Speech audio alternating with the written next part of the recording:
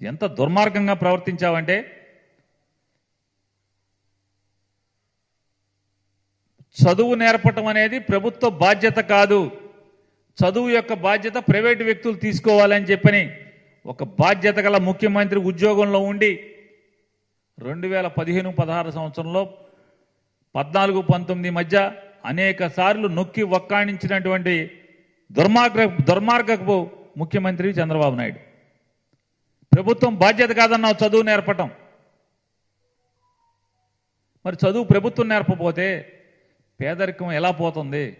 ఏ పేదవాడి ఇంట్లో అయినా పేదరికం పోవాలంటే ఆ పేదవాడి ఇంట్లోని పిల్లల ఉన్నత చదువుల ద్వారా మాత్రమే ఆ ఇంట్లో పేదరికం నమ్మిన వాడు జగన్మోహన్ రెడ్డి గారు. కాబట్టి చదువు పట్ల 70,000 కోట్ల రూపాయలు ఎల్కేజీ నుంచి అంటే 1వ క్లాస్ నుంచి పీజీ వరకు